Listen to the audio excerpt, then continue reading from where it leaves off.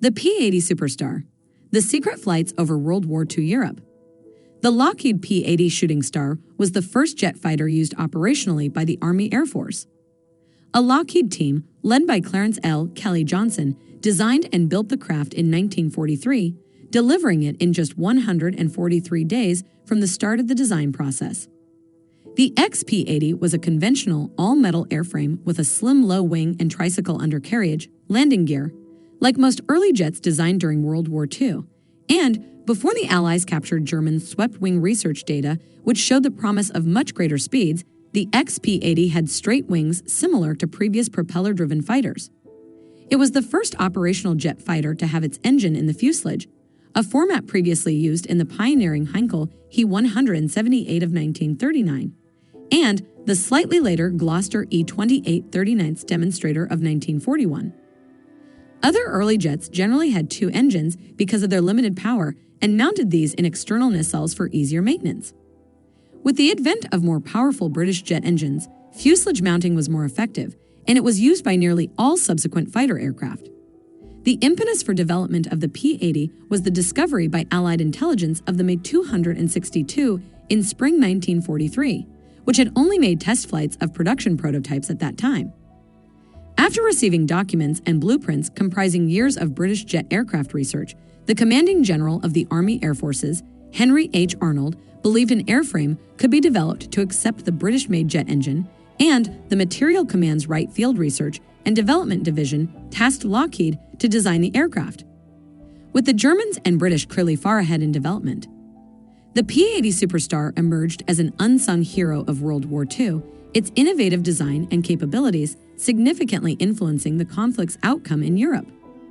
Its presence remained a closely guarded secret, tipping the scales in favor of the Allies without the Axis powers fully understanding what they were up against. This stealthy advantage allowed the Allies to execute missions with a level of precision and efficiency previously unseen, reshaping aerial combat's future. The elite airmen selected to pilot the P-80 Superstar were at the forefront of a new era in warfare, entrusted with the task of mastering this revolutionary technology under the veil of utmost secrecy. Their bravery and expertise not only demonstrated the jet's potential, but also set new standards for pilot training and combat strategy, marking a pivotal moment in military aviation history. The P-80 Superstar's superiority in speed, agility, and firepower allowed it to outmaneuver the Axis powers' aircraft, providing the Allies with a decisive advantage in numerous engagements. Its contributions went beyond mere victories in the skies, bolstering the morale of Allied forces and demoralizing the enemy with its elusive presence and unanticipated attacks. Hidden in plain sight, the P-80 Superstar conducted covert operations over Europe, gathering crucial intelligence and striking with precision. Its ability to penetrate enemy lines undetected and execute missions with unparalleled success made it a key player in the shadow war that unfolded beyond the view of the public eye, securing its place in the annals of military history. The second prototype, designated XP-80A, was designed for the larger General Electric I-40 engine, an improved Rolls-Royce Derwent, later produced by Allison as the J-33. Two aircraft, 44 to 83,021 and 44 to 83,022, were built. 44 to 83,021 was nicknamed the Gray Ghost after its pearl gray paint scheme, while 83,022, left unpainted for comparison of flight characteristics, became known as the Silver Ghost. The XP-80's first test flight was unimpressive, but most of the problems with the design were soon addressed and corrected in the test program. The P-80 testing program proved very dangerous. Bertram was killed on 20 October 1944 while flying the third YP-80 produced 44 to 83,025. The Gray Ghost was lost on a test flight on 20 March 1945, although pilot Tony Levier escaped.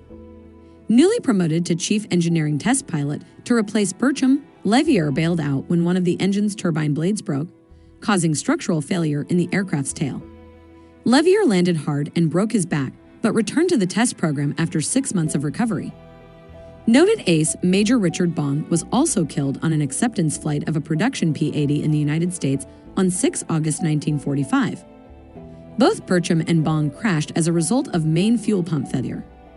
Bertram's death was the result of a failure to brief him on a newly installed emergency fuel pump backup system, but the investigation of Bong's crash found he had apparently forgotten to switch on this pump.